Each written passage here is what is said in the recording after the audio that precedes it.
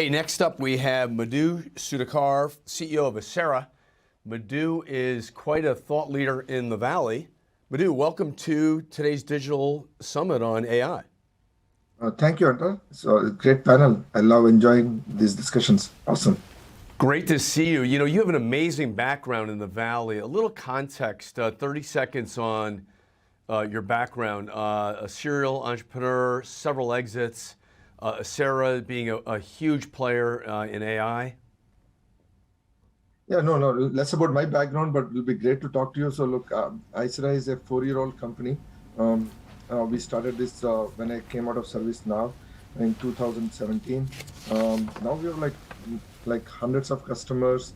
What we are trying to solve is automate using AI and automation to automate user requests, whether that's for an employee requests or end customers, customer service, all the way to AI ops. Earlier panel touched upon how can we use AI and automation to better operations throughout the enterprise, right? So that's kind of our goal. So we have product lines on customer service, help desk, automation, all the way to DevOps and cloud ops. And the business is doing well. Look, in this inflationary environment, the only way you can control the inflation and through a deflationary force is applying automation. Technology, this is where AI and automation will ratchet up. I see the moment of this will be like 2008 when companies will double down on AI and automation. You can't do throwing people at this problem to solve the problem, Hunter. So I think great stuff. Can you give us a quick background on the landscape that you see regarding the challenges employees are experiencing with current service desks? Yeah, no, look, to me, the most common challenges on a service desk perspective will be common repetitive tasks, right? People are talking about the password reset, security requests, software provisioning, hardware. These things should not have gone to humans. These things should be done at the level of AI can easily solve this problem. Understanding the request. It's like your Alexa. Alexa, play me my music. Turn my sprinkler on. Think of that kind of a common repetitive task has to be automated by the AI and automation. The technology already exists. Whether that is done through a chat, voice, through an API calls, this can be done, Hunter, today. Excellent. You know, when you think of the benefits enterprises are looking for from conversational AI, what do you think of? No, I think definitely look, that if you remember 3-4 years back when we talked about, we thought is AI is a panacea, or is it going to really get started? Now I think people are really seeing the ROI, right? The key is by doing this engagement, either through doing it through Slack channel, Microsoft Teams. Microsoft has done a lot, Zoom.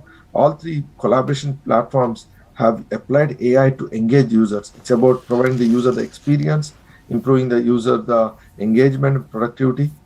That's driving a lot of interest in the industry. You have some amazing clients, amazing partnerships. Typically, you like to share a slide or two. Do you have a slide to talk us through? Yeah, absolutely, sir. Let me see if I can. Can you guys enable me to share? Let's try to do that. Zach, can we do that for Muddu? No? Okay. I'll set. Yep, go ahead, Muddu. There it is, Thanks, guys. So these are some of our customers and partners. Look, as you said, companies like Workday, Zoom, right? A whole bunch of customers. We work very closely with Microsoft, right? And we work with companies like RingCentral. A whole bunch of these guys are customers and partners for us. And all of these guys have done over the years, how can we use AI and automation to automate both IT all the way to legal, finance, HR, all the way to customer service. So it's by department, Hunter. So think of it like you start from IT, but IT is not the final step. You can go all the way down to finance, legal, etc. How do you scope out an engagement and how do you get started? So many people perhaps want to learn more. What are the first meetings like and how do you get started? Yeah, I think, I don't know, I'll show you the best way to get started. And if I have a slide here is, this probably is my best slide I could show you on this is, look, the best way to start with is first is let us, Aisera, come to your environment. Let us look at your data. Data is the new oil. So what we do is we look at your processes, we look at your historical requests, which could be your ticketing system in ServiceNow, Salesforce, Zendesk, or it could be your logs. We do what we call AI learning. We bring in our ontology taxonomy and try to understand your map out your environment. We do a proof of concept with you guys. We do a custom demo to understand your environment. We'll give you a report to you. If that report looks good to you, you engage with the customer going steps. Great stuff. You know, when you think of the whole ITSM and EX evolving landscape and trends, are there any other trends that you're looking at? A whole lot of trends. Like, look, if you think, step back and think about AI is one trend. Within automation, there's again what we call a conversational automation, right? So idea is to how far can you apply conversation for not just for AI, for automation as well, both for RPA, process automation. I see that trend a lot. AI ops is altogether a totally different trend, which is we cannot throw DevOps and cloud operations to run this thing, lights out management by throwing humans at this problem. Automation from the DevOps and IT operations. That's a third trend that's going on in the IT, which we call the AI ops as a broader category, right? Other one is the workflow studios. So the key point here is these workflows are created by humans at the end of the day. At some point, the algorithm will start writing the workflows. The new career prospect I tell people is learn the low code, no code platforms to write the source code and use that to create the workflows hunter. This is the new prospect. Next 5 years, they're like, we're like last time I looked at a report that like 10 million jobs are still waiting to be hired. There's a shortage of people to do AI workflows. It doesn't exist today, right? Yeah, to that end, you know, really right now, the number one topic for any CEO or C-suite executives is finding, hiring, recruiting, and retaining world-class talent. How can an AI-first organization be more effective with resource loading? Right, and this is exactly my message to the all C-level people. Today I was talking to another CIO. His problem is, how do we make sure you retain people? If these people can learn this AI workflows and write the source code, you are investing on their career. They will stick with you guys. You are investing on their career to grow with you. So they don't have to leave you and go find the job somewhere else, right? So writing the workflows and enabling through AI, this is such a core to AI services in the future. The more you invest in, with your employees to learn this thing, they grow with you. And the more you automate, it's like built by your company, from your company, for your needs, right? So I think the AI workflows will be the most of the futures. It's just that the people came from different platforms, Hunter. Like some people came from RPA, some people came from different workflow automations. In the future, all these workflows will be AI-driven or AI-powered workflows.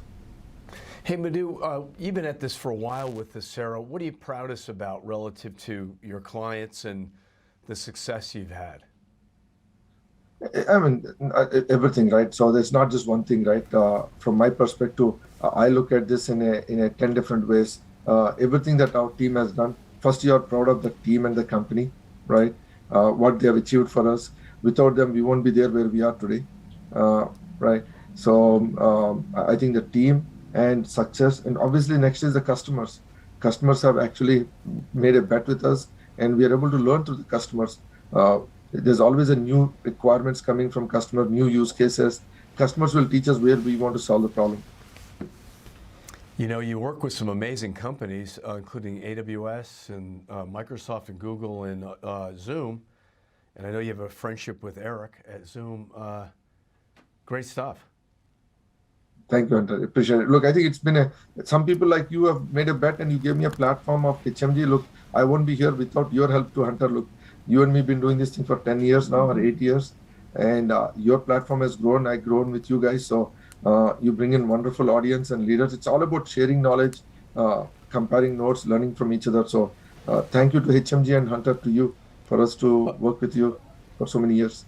Well, thank you, Muddu. We really do strive and thrive to have a neutral, open platform on a global level to give you that global stage. Kind of question for you. When you think of key metrics, what do you think of regarding client success and value that your AI platform delivers? Yeah, no, for me specifically in our platform, we look at a couple of metrics. One is what we call the user engagement. How many users as a percentage are we able to engage with you, right? If it's only like 10% of users, I really didn't make a dent for you. You want to be getting to a point 70, 80% of your user population should be using AI. Always there'll be some users who will not like AI. They won't like automation, right? Like in life, there's always both sides to it, but you want to be 70, 80% of your users' engagement. Second metric is how much are we able to successfully able to deliver it? I call that resolution rate or success rate. Is that north of 70, 80%? Today, if I look at all our customers, we are like north of 70, 80% on a deflection rate or resolution rate. That's your criteria. Even for AI ops, I should be able to predict events. Like one thing I remember Prakash has done at Autodesk with us is bet on AI ops, and he's a CIO of Autodesk. And today we are able to do a lot of things based on his vision to detect events, incidents before they happen as an outages, and with a high success rate. So the metrics will vary in each use case, Hunter, but you want to be true north should be north of 70-80% for all these KPIs. So, so often it's the company you keep and the client, those lighthouse accounts that you have. You have some amazing accounts like Autodesk. We both know Prakash. He's a very savvy CIO. What are some other lighthouse accounts that are referenceable? A lot, right? And if you see, we are on our webpage, Aisera.com, we have Gary Chen from Zoom.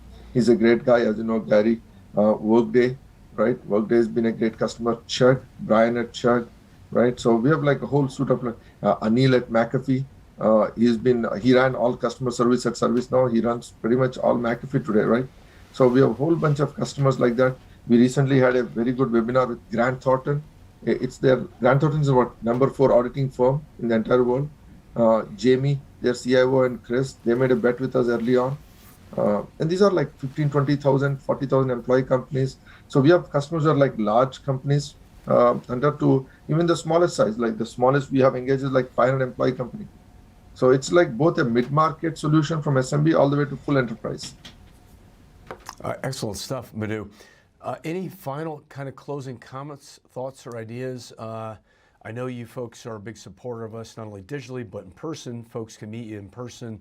You and your team in person will be in Florida later this week, actually, with your team. That's right. Look, we've been with you many shows. We'll love to be in any show that the other will meet you guys. I think the final thought is, look, my only request to all the leaders is you got to make bets. Not all bets are going to happen.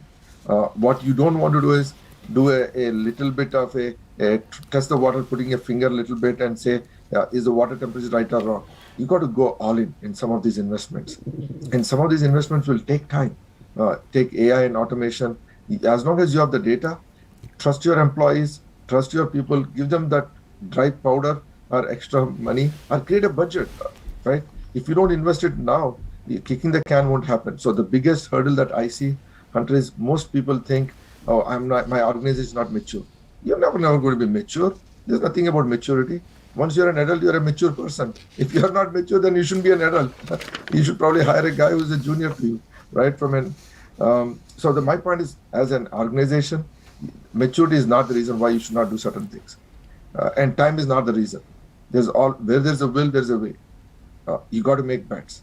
And some bets will happen or not. Muddu, what do you think about our theme for the year? Leading boldly, leading courageously, leading authentically, really taking those bold risks to create impact and drive value for the enterprise. I love it. Beautiful, right? So if I look at all the leaders, whether it's Elon Musk, Jeff Bezos, Bill Gates, all these guys, where they are because they made bets. Some bets won't happen, but you got to lead.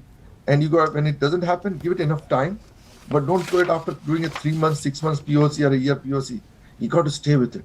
If that vendor doesn't work out, find another vendor, right? Not all vendors will be equal. Some solution may not work, but you got to keep going at the problem. Great stuff. Hey, Muddu, again, thank you so much. How can people learn more about Aisera and connect with you? Yes, please reach out to us at www.aisera.com or send me a message through LinkedIn or email. My email is muddu@aisera.com. I'll post it on the chat here, please. Take a look at our customers, see if we can make a difference for you guys. And we are here to listen to you, understand your requirements, problems. If there's anything we can solve, we want to be a partner in this business with you. Great stuff. Muddu is a great friend of HMG, a great friend of mine, and they are in the partner pavilion as well. You can go by their booth digitally right here, right now, and learn more. Again, thank you so much, Muddu. Great to see you. Thank you, Hunter. Thanks for having me today. Take care. Hopefully we'll see you soon in person. Yes, sir.